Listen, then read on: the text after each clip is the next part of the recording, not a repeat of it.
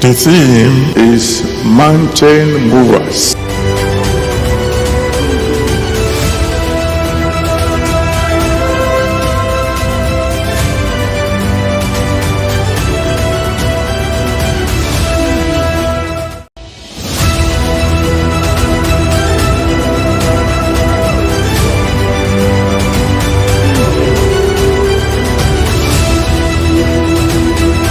The theme is Mountain Movers.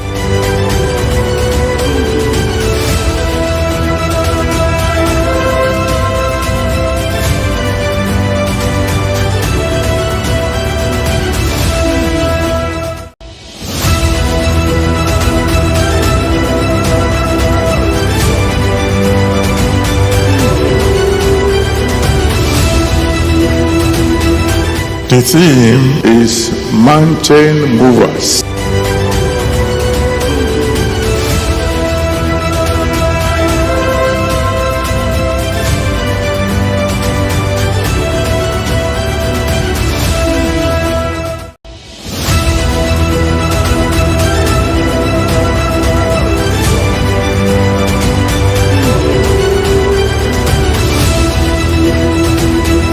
The theme is Mountain Movers.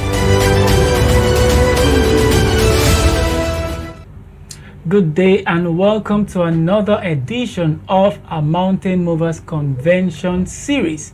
Yeah, it's the day 5 of this series, and we want to bless God for how amazing and edifying and wonderful this journey has been from the very first day. We've been looking at the 7 mountains of influence. On the day 1, we looked at the mountain of religion. The day 2, the mountain of education. We've looked at the mountain of family and the mountain of art and entertainment. But today, we are moving on into a very important mountain that God has called us to dominate, and that is the mountain of government. My name is Shaya John Adebayo, and today we're going to be answering how can believers rise to influence this mountain for Jesus Christ. How can we take over this sphere of influence and advance the gospel? Joining me to have this conversation is one of our very specially beloved father in the Lord, Pastor Dan Ogun. Is a lawyer. Is a pastor in charge of Province 12 FCT Abuja, and is also the assistant pastor in charge of Region 10 FCT Abuja. It's a pleasure to have you with us, sir. Thank you for joining us, sir. Thank you so very much indeed. It's my pleasure. Thank you, viewers. Yes, sir. So we are talking about the mountain of government today, and when people hear government, the first thing that comes to their mind is politics, election, and all of that. So from a kingdom perspective, what is the mountain of government? What does this mountain truly represent? Thank you so much. Again, it's my pleasure to be here.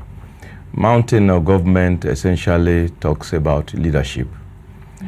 Leadership that is based on rule of law, leadership that is based on justice, leadership that is based on governance, like using the prime word, leadership that is entrusted to direct the affairs of a nation or an organization, as it might be, towards doing what is right and towards ensuring that there is joy in the land, there is development in the land, there is involvement in the land, there is greater participation of everyone that is competent to move the nation forward. And in our context, Nigeria is in need of good leaders in governance. Thank you very much. I like that opening and introduction. Yes, we know that God has called us into all of these spheres of influence to represent Him and be ambassadors of Christ. So how would you say we are faring today? Would you say that we are actively dominating in this sphere of influence, or we are not there yet at all? Okay, thank you so much. It goes without saying that we are not there yet. We are dominating in aspiration, all right, but not in participation. because governance does not come to drop on your laps by aspiring to be. You must first of all be involved. And by the way, I am the RCCG representative in governance and politics, Directorate of Politics and Governance of PFN in RCCG. I'm the national coordinator. And what we've been advocating for is that Christians must not only be aspirants of good governance, advocates of great happenings, advocates of good governance. No, they must be participants in the governance itself. You remember in the case of Joseph, for example, Joseph, was involved from, advocating.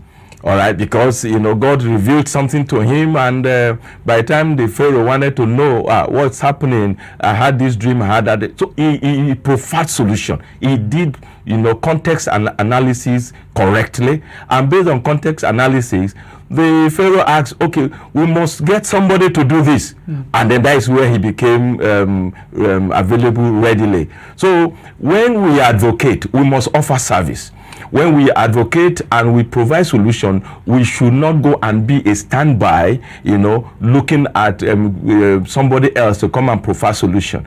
So we have a lot of Christians that do great analysis of the situation, all right, but they are not involved. They can analyze how government ought to be. They can analyze how justice is not there. They can analyze how security is not there. They can analyze how economy is going downwards. But God is calling us beyond being analysts to being participants and being change agents. And that is what governance is. So are we there? We are not there. In fact, we are very far from being there. Wow. So before we begin to talk about how do we now begin to mobilize the body of Christ at large to become more active in this space, my next question will be, the government can seem like a space that is difficult to navigate without compromising one's convictions. So how should Christians approach this mountain, and what does meaningful kingdom influence within government look like? All right, thank you. Meaningful influence within government, like you have said very rightly, mountain of government means sphere of influence within that space called government, and within that space called public leadership, within that space called the leadership of a nation or a segment of that nation. So in order to find space, it is important for you to even understand the dynamics of leadership in Nigeria. Leadership is and governance is not you aspire, you sit down and get it. No, there are structures that have been defined constitutionally. There are structures that have been defined electorally. All right. So you have two levels. You have mountain of governance dealing with public service, which is the bureaucracy. You have mountain of governance dealing with electoral positions of leadership. Now, both have their manner of operation and their framework of involvement. Now, for leadership of public service, of course, you must train, and then you must improve your influence capital by what service you can give. So you get into the public service. When you get into the public service, what is expected is that you play by the rules. There are rules, public service rule, financial regulation, policy regulation. You play by the rules. When you play by the rules, then it will not be difficult for people to say, why is he playing by the rules? The Bible tells us that you would let your light so shine before men, that men will see your good works and glorify your Father who is in heaven. So your influence comes by not being like them. By the way, I led the public service as a director of programs in a foremost organization within the public service. All right, I left to get into some private initiatives, so I understand the workings of public service. Then the second leg is political involvement. Political involvement, in Nigeria, it runs through parties. All right. So once you don't run through the party, you cannot possibly even have the platform to run. So it's important that first of all you identify a party that aligns with your values, with your values as a Christian who must shine, and not you are not identifying from afar. You identify from near, if I put it that way.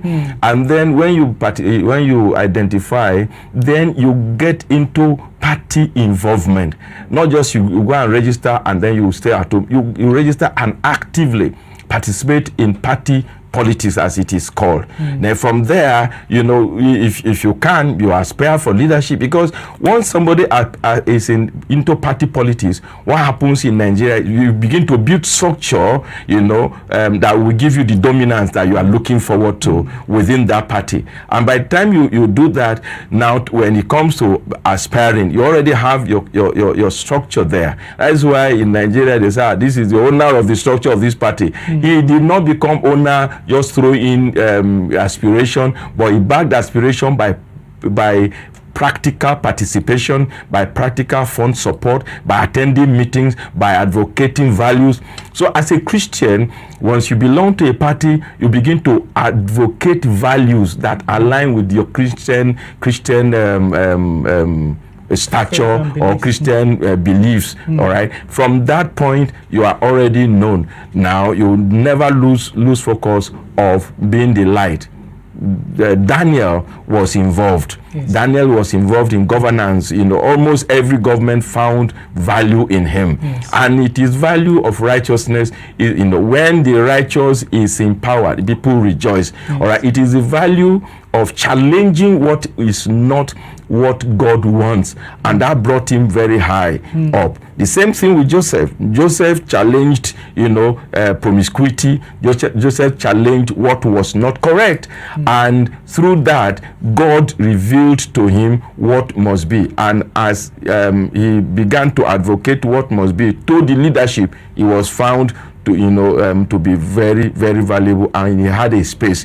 So when you participate in the political process through party involvement, then you can now begin to have a place of dominance within that party, and a place of dominance or influence by and large in the larger political structure or governance structure. Thank you very much. That's just very profound and all-rounded. All right, when you were responding now, you said something that we need to participate not from afar, but we should be there, because you cannot influence what you are not a part of. Correct. Now I'm going to still bring out a question from that, because I really believe that's where we are really getting it wrong, because some people from the church go into that space with the intention to make a change, make an impact, and then just 2-3 years down the line, they are already been influenced by the system. And then when you interrogate them and why is this, why is that, they tell you that it's not really easy. You can't be in there. Is either you beat them or you join them, or you're against them, and you cannot. And we have fewer people who are Christ or who are kingdom representatives in that space. So the few people that are there, they are not able to take a stand. You mentioned Daniel, you mentioned Joseph. So my question is there a new conditioning that we need for people who are called into that space, or is there something like a process that the church needs to put in place that will prepare us better for that space, so that when we get there, we don't lose ourselves into that environment and we're able to shine our light? Okay, thank you so much. Definitely, when you do not surround yourself with godly values, then you can be swallowed by ungodly values. Now, what is expected, there must be responsibility by the church, and there must be responsibility, by the individual. The individual that goes into public service or governance service must first of all understand that he's there as a representative of God. not just there to make money, but to give service that would influence righteousness. In doing that, you know, he must become accountable, he must become transparent to the church. All right, some get there, you know, the example of those who go there and get swallowed by the storm of unrighteousness. You know, you can trace the problem to two levels. Number one, some of them go there and then insulate themselves away from people that are godly.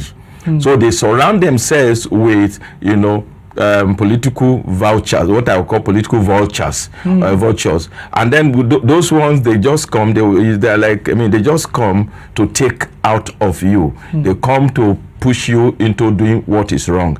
And since you have not surrounded yourself with people that can guide you, then you have a problem. Number two is for you to know that you have a base, and the church is the base. All right, and through the church you account. I worked once with a minister of the Federal Republic.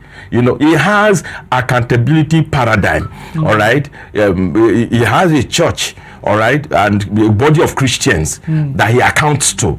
All right, so as he works, sometimes when he faces turbulence and storm in governance, you know, he runs to church, he runs to that is group, that is small group, and shares with them the challenges, and then they pray together, they advise him, and he goes back with that fire, with that prayer. He goes back, and then he continues to move. Now, what is the role of the church? The church, you cannot take ownership of what you did not facilitate. All right. So in order to make people in governance to be godly and accountable and transparent, you must facilitate their emergence. All right, and that is what our opponents do. All right, they are involved from the beginning on how a person even gets there. All right, rather than do that, some of our leaderships, all right, will try to, you know, fence out, you know, prospects. All right, you can't be there alone and thrive. All right, so there is the need to facilitate, and that facilitation, for example, that's what Redeem, you know, wants to achieve by the appointment. They appointed me as national coordinator of, you know, RCCG. Of DPG, the Directorate of Politics and Governance. What do they want to achieve? They want to do voters education. They want to do political education. Want to get people to understand that you cannot continue to isolate yourself from governance process. Be involved, and the process, you know, like we defined earlier on, it starts from political, you know, involvement. Be involved at the political party level, you know, and then coalesce with other political interests or with similar values. It's not that you just go there and then it's all Christians you want to work with. No. Yes. But even if somebody is not born again, there are people that carry values.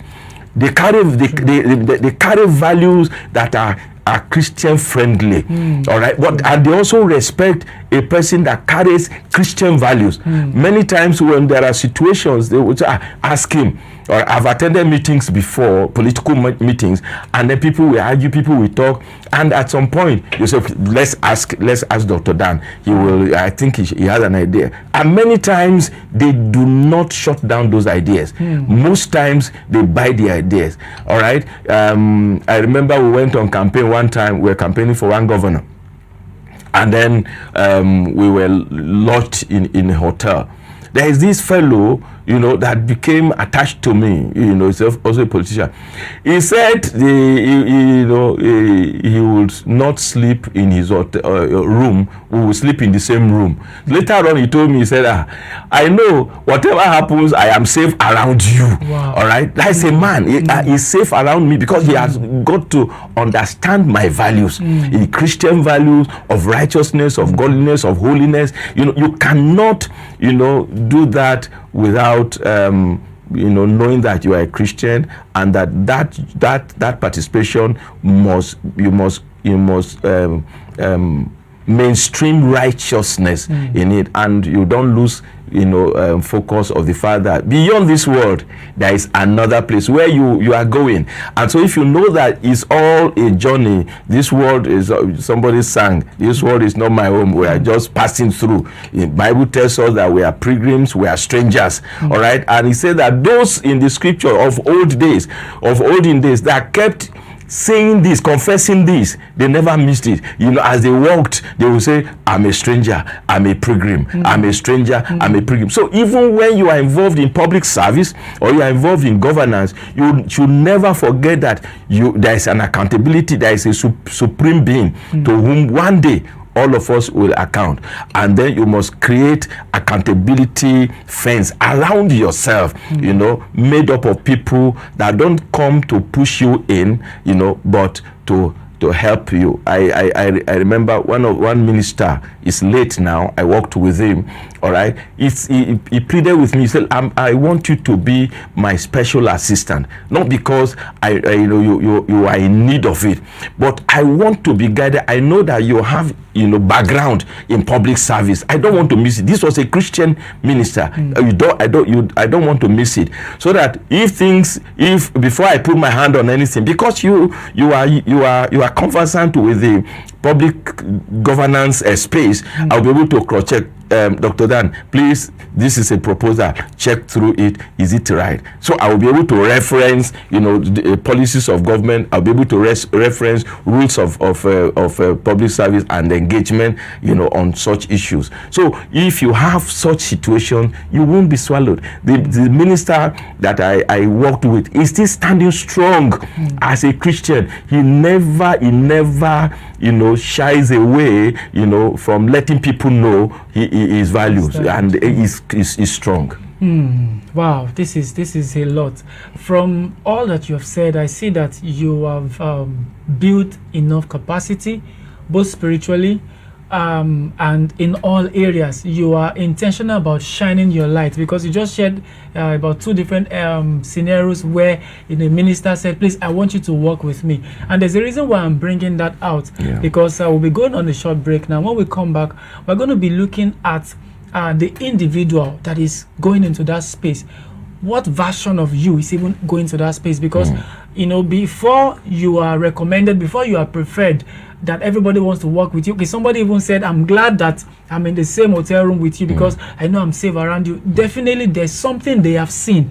You are not telling them I am light. They've seen it. It is evident. So I believe that's the foundation that we need to take this from, and then we'll gradually expand this to the church at large. But that will be when we come back from the break. I'm sure you are enjoying this conversation. It's really a wonderful conversation. We've been discussing the mountain of government in our special Mountain Movers series. You don't want to miss this next part of the conversation. Don't go anywhere. We'll be right back shortly.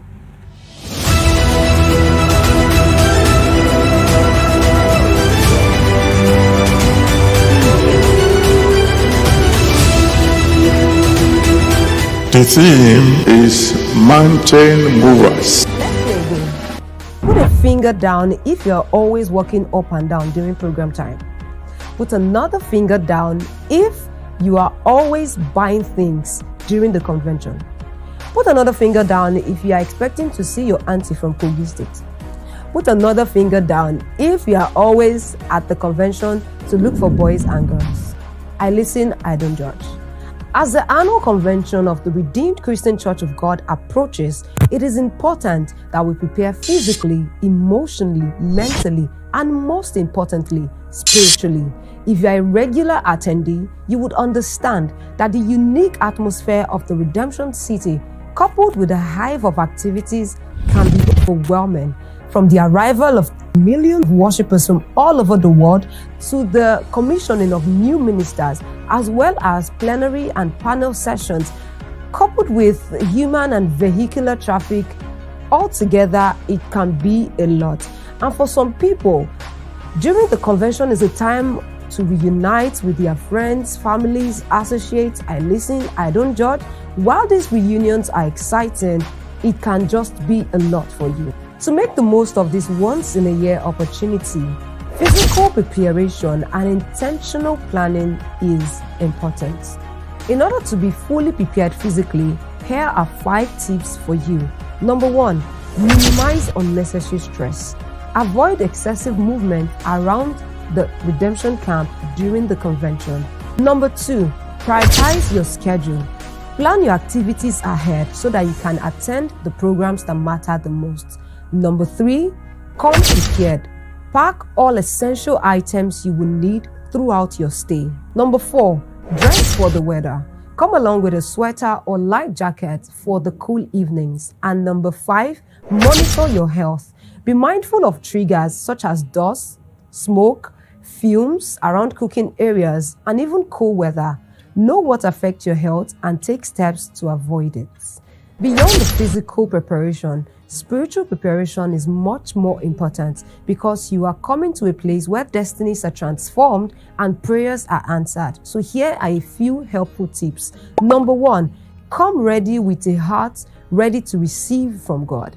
Number 2, avoid unnecessary conversations that may distract you during the program. Number 3, remain focused. Resist the temptation to wander around during the programs. Number 4, spend quality time studying scriptures and engaging in personal prayers. Number 5, guard your words. Speak less and listen more. Avoid conversations that can drain your spiritual energy. And lastly, if your health permits, consider fasting. And even if you have to eat moderately. The annual convention of the Redeemed Christian Church of God is more than just an event. It's a life-changing encounter. Plan properly, physically and spiritually, so that you can experience all that God has for you. I pray that every mountain in your lives will be removed and every of your prayers will receive speedy answers. Do have a wonderful time in the Mountain Movers Convention.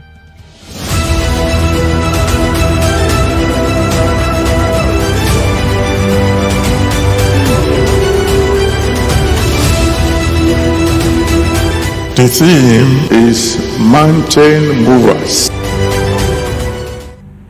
You're welcome back. I'm sure you enjoyed that break. You know, everything you need to prepare adequately for this convention, the spiritual preparation, the physical preparation, and I'm sure you were not just watching that video, you were also taking notes. I pray that this year's convention will be a very wonderful one, and every one of us will have encounters of a lifetime, encounters that would not leave our life the same, in the name of Jesus Christ. You're especially welcome back to the studio. It's still the Mountain Movers Convention series, where we've been discussing the 7 mountains of influence. This is the second segment of a very interesting conversation on the mountain of government. We are still privileged to have with us our father, Pastor Dan Ogun. Yes, it's a great honor to have him with us, and he's the RCCG National Coordinator of Politics and Governance of PFN Directorate of Politics and Governance. And you know, it's just very strategic to have him with us to discuss on this very important subject. So you've not missed anything if you're just joining us. Just make sure you pay attention as we dive deeper into the conversation. You're welcome back. You're welcome back, sir. Thank you so much indeed. Yes, sir. So before we went on break, I said we're going to bring it to the individual, and because everybody just feels, some even have ulterior motives for going into that space. Let me also go and share or eat my own national cake. You know, they call it national cake. Let me take my own. So before we get into that, I want to ask, does God call people into this space, the space, the mountain of government? Is it a calling, or is it an interest, or I just feel like leading, or I just feel like representing people? Is it a calling or a passion? Or how do we just get into this space? So we take it from there. Well, I would say it's a combination of all. All right, combination of passion, combination of interest, combination of calling. All right, God himself would not use a vessel of dishonor to achieve honor. All right, so he ensures that that vessel is first of all prepared. All right, then he becomes a vessel unto honor that he wants to use. All right, so God, you know, may also call, you know, the unprepared and prepares them, like Gideon. Yeah. All right, Gideon suddenly received a message, you man of great man of valor. Say, me, God is with you. He said, if God is with us, will all these things happen? And he said, no, I'm calling you now. That is a call. I'm calling you and I'm preparing you to use you to bring down the idols, to deal with the marauders, Midianites, and all those that are troubling your land, that in the manner that you have even gone into cave and hiding. So God called him into specific leadership. All right, and there are those that are interested. In fact, if you even look at it from scriptural point of view, Bible says that he who desires to be a bishop desires a good thing. So if in the ministry you can desire, and God says what you are desiring is good thing, how much more, in the public space of governance, where he has said that you are the light of the world, you are the salt of the earth. So if you are the light and you are the salt, you simply go and manifest. All right, but going to manifest, you must also understand that you are going as a disciple. So that leaves us with a question. Have you been discipled? All right? Because Jesus Christ did not call us into just being, come and follow me. All right? He told the disciples before his physical departure from the earth, he said that, go ye into the world, make disciples of me. And if you look at 2 Timothy 2:2, Apostle Paul said, the things you have heard of me among many witnesses. These are the disciple witnesses. Go also and transmit those to people who are also like you, and things like that. So it's a combination, it's a total package. If you are called, you must come to accept the call with some passion. Gideon did that. Yes. Once he was able to, receive confirmation from God, of the fact that God had given him new structure, new stature, and new directive, he went in and God began to use him, God began to speak to him. So to go into politics, you don't just jump in because your friend is there. All right. I used to crack some jokes. I said, look, in the ministry, before you even start quarreling with somebody, find out who called that person. If the person called himself, and you want to quarrel with somebody that called himself, you are wasting your time.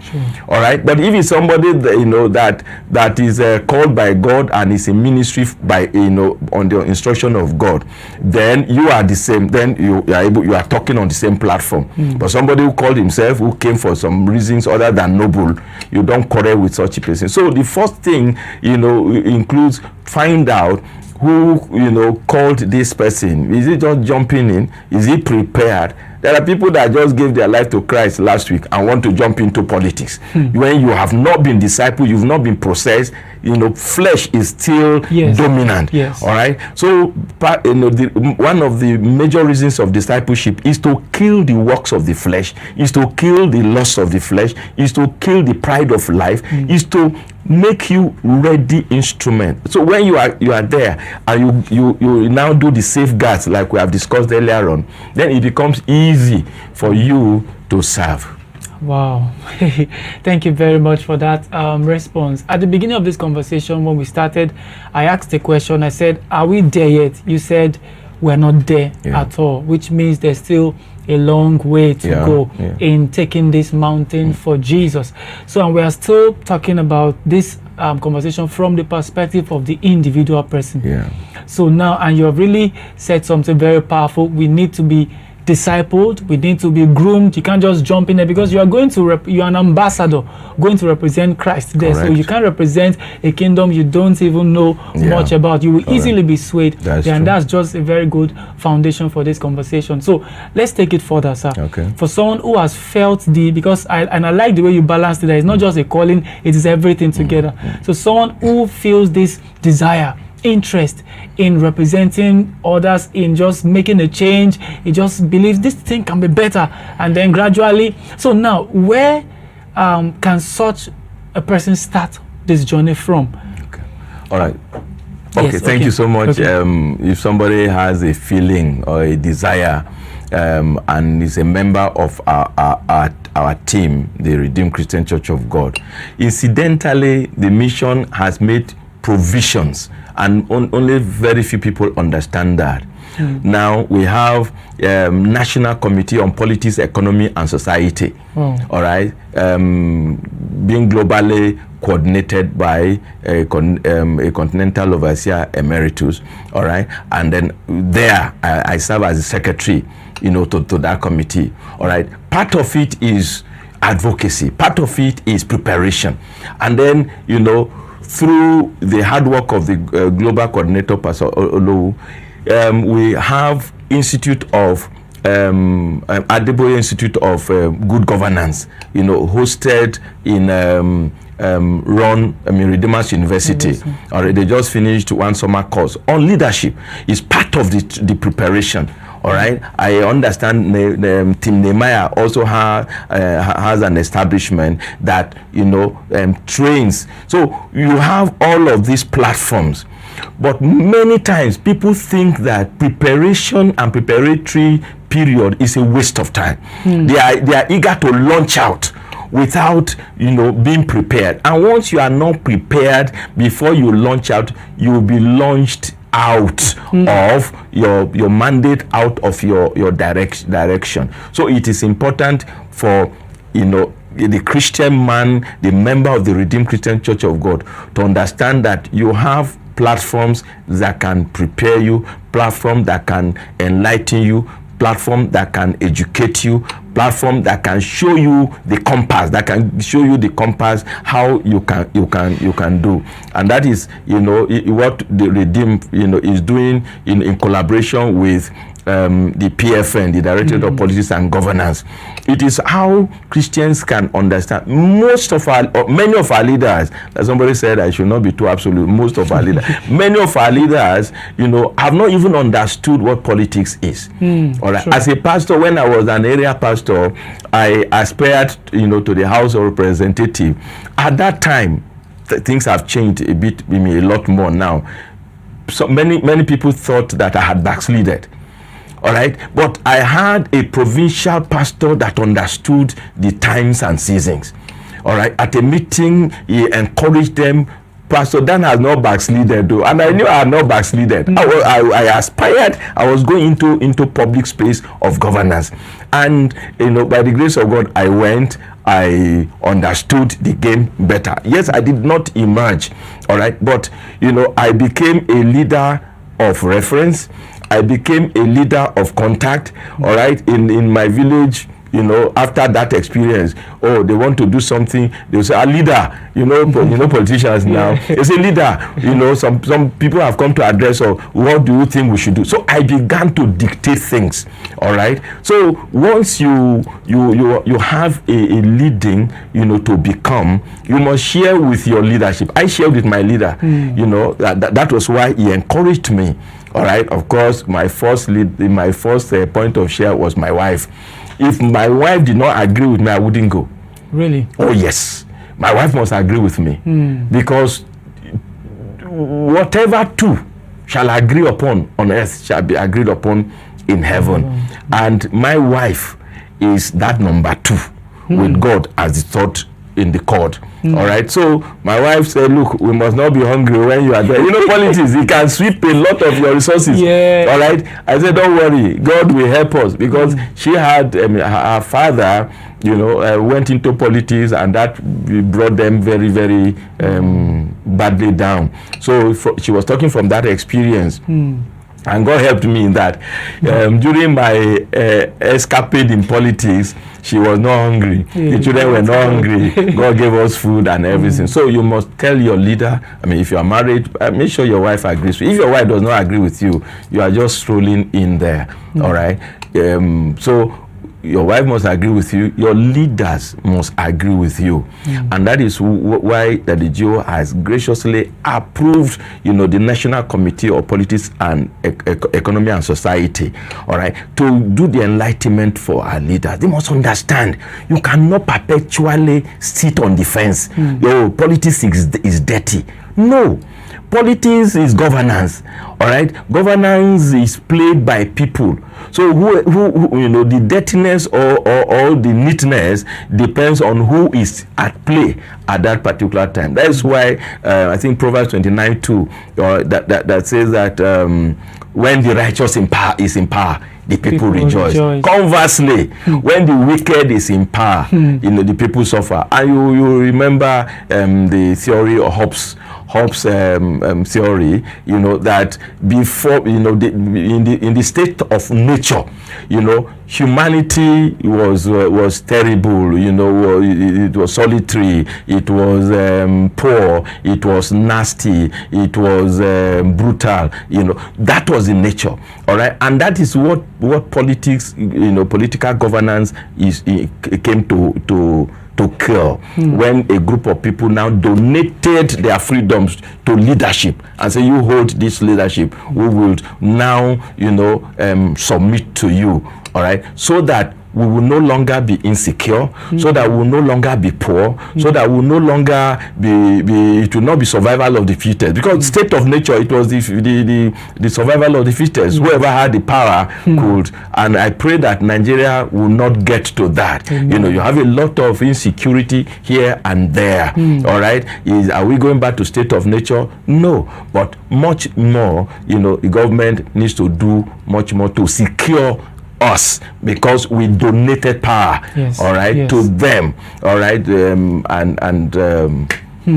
all right, sir, thank you very much. You've really said a lot in this discussion, and they are all very, very salient points, and we really want to say thank you, sir, for this, because, and it's a privilege, because you are speaking from your wealth of experience and not just what you read, first-hand experience, and we bless God for that. So before we begin to wrap up this conversation, so we've talked from the perspective of the individual.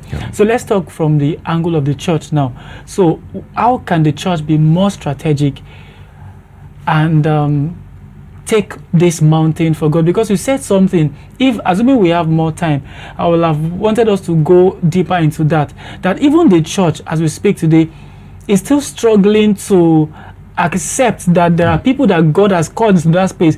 Once anybody publicly declares that I'm going to politics, they begin to see that this person is not really standing the faith again, even till now. So now, and how then do we now take this mountain over? And a lot of people have forgotten that, like you said, politics is governance. You don't want to do politics, but want to lead. How? So how do we merge and marry all of this together and actively take this mountain over for God? Well, for me, I would say that the church needs to have political strategic action point. All right, and political strategic action points looks at long term, looks at medium term, looks at immediate.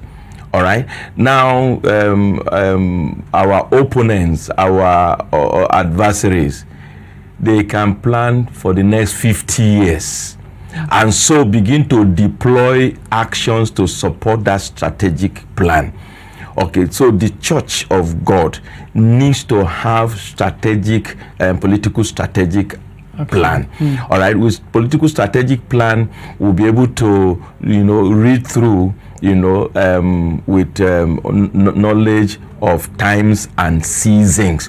All right, the season today is a season where, for example, when if you do not get involved, others will become involved for you, and will betides you if the other that become involved for you are people that are oppressive, people that are non-compassionate, people that are wicked. Then there will be mourning in the land. Number two, being strategic, part of the strategy should involve advocacy.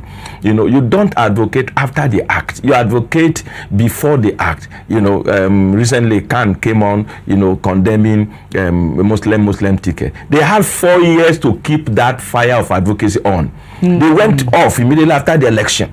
All right, the Christian body in Nigeria went off immediately after the election and became like married to Muslim ticket. And then another election season was coming. They didn't say anything. All right, another election season is closed. Then once another announcement of the same ticket of Muslim was made, Khan came out. Again. That is not strategic. We are not strategic. We ought to be strategic. We ought to know that, okay, you did strategic, you did the advocacy before, or you did not succeed. Now you went to sleep. Remember, Bible says that somebody planted very wonderful crops, and then while men slept, the adversary came and planted toxic plant with good ones. So you don't go to sleep once we are talking of governance. All right, you just get involved, you get your acts together, and you keep moving. We know some very, very dynamic mainline church that they have a collection of people that are cerebral. All right, as a think tank, continually they are thinking. They are thinking ahead, of the events, not after the event. They create. There is scenario contextualization. They create scenarios. If this happened, what will be our action? If this happened, what will be our response? And so on and so forth. So based on that, they are able to. They are not taken by surprise. Like in Nigeria, we are taken by surprise on several actions. So once you have strategic action plan, it helps. Political strategic action plan, it helps you through several scenarios to be prepared and then mobilize. So the church needs to be mobilized into political participation. Voters card, you have voters card. Oh, they say election, they say voting, your vote does not count, but people are buying votes that don't count. How will you buy useless thing? In those days, our younger people, when we used to go and buy bend down pick, the one that is torn, you don't pick that one now. You don't pay for that. All right, sometimes they will even dash you the one that is already torn. All right, but you pay for the one that is neat enough to be worn. So we need to be that strategic. Thank you very much, sir. And this is the much we'll be able to take on this conversation. We're pressed for time. We'll have loved to stretch it further, but a lot has been said already. This conversation started, with the need for us as individuals called into this space to first be discipled, be groomed, because you are going there to represent Christ, and you need to have a solid foundation, have a strong connection with God before you go into that space. And you're not going there with an ulterior motive. You are going there to enforce the kingdom, to shine the light. And on the church level, I like the way that they put it. He said we need to have a political strategic action plan. And truthfully, the church, if we are to evaluate our approach to governance in the past decades, we'll see that we have not really been strategic as we ought to, and which I believe is also as a result of the church not seeing the need to be part of it. But thank God for the Redeemed Christian Church of God in particular. Lately, we have been very intentional about active participation in politics, and our guest here today, our daddy here, is one of the people at the forefront of that movement. For those of us in the RCCG, how can we participate in this? Is there a website or something that, okay, someone says, okay, I'm interested. Is there a department where to go, or how can they get more information about, you mentioned a particular body that was inaugurated by Daddy. National Committee on Politics, Economy and Society. I can provide the link after that. Okay, don't worry. On Redemption Television Ministry will ensure that we'll get it across to you either through our website or on our social media platform. Thank you so much for joining us. Please, if you are called into this space, if you are feeling, because like Joseph had the knowing before that time, Daniel also. So if you have that same knowing, you are having visions, revelations, you're having a burden for the people, that God is calling you into this space, ensure you submit yourself to going through the process, to going through training, tutelage, and don't just jump in there. Like Daddy said, have someone you are accountable to. I really believe that the mountain of government, if we put all of this in place, we will take it over for Jesus Christ. Amen. Amen. Thank you Amen. very much for joining us. Our guest today again has been Pastor Dan Ogun. Yes, he is the pastor in charge of Province 12 FCT Abuja, also the assistant pastor in charge of Region 10 FCT Abuja, and strategically, note my word, strategically, is also the RCCG National Coordinator of Politics and Governments of PFN Directorate of Politics and Governance. Thank you so much for joining us on the show today. Thank you so much. And we hope to see more of you, because we're still going to bring you on one of our shows that is dedicated mainly for politics. We call it Christians and Politics. So look forward to seeing more of Daddy on RTM. Thank you for joining us. We'll see you again tomorrow for another Mountain of Influence. My name is Shayo John Adebayo. God bless you. Bye.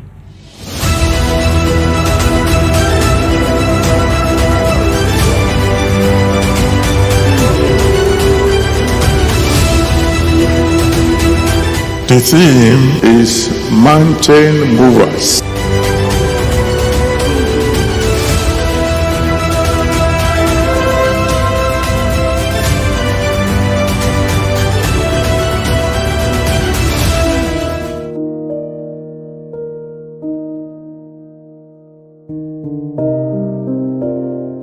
Praise the name of the Lord. I am Pastor Sunday Akande, the National Overseer of the Redeemed Christian Church of God. And by the grace of God, my role, number one, is to do whatever my Father in the Lord, the General Overseer, any role He gave me to perform. That's my primary assignment. Two,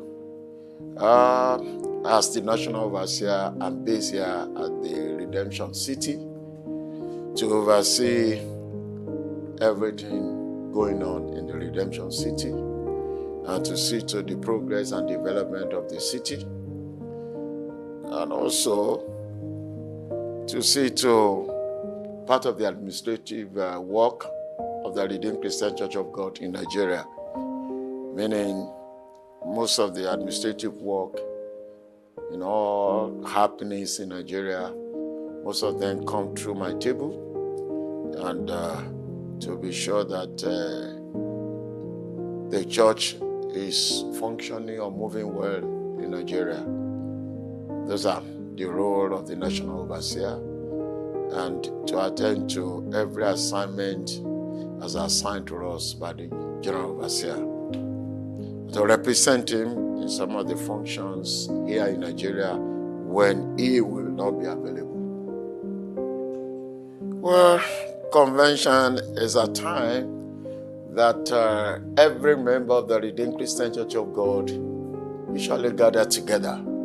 It's a family reunion anytime we have convention, because all the churches in Nigeria and some of our ministers outside Nigeria do come together. It's a time, just as I've said, it's a time of family reunion, to know each other, to worship together as a family, and again, to hear the next move of God for the mission in Nigeria and the Redeemed Christian Church of God worldwide.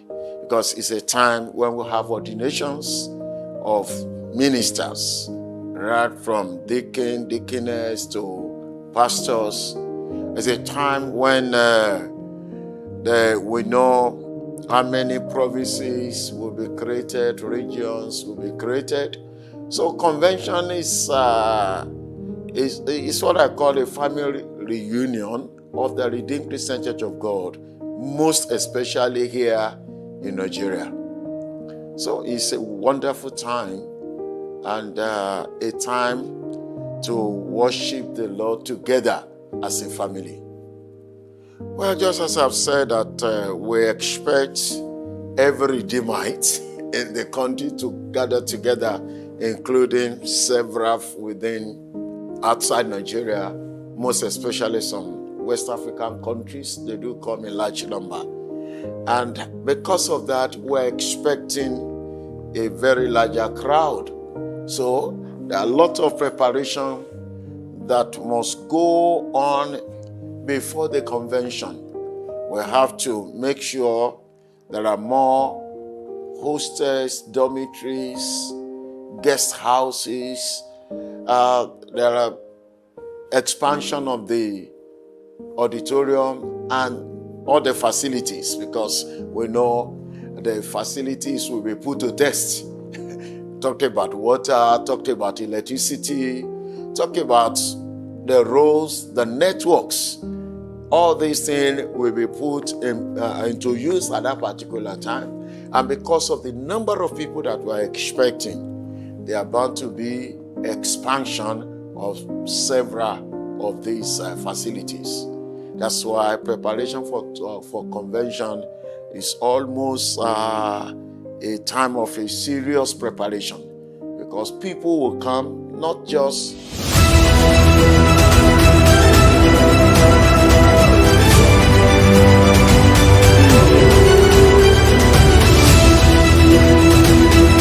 The theme is man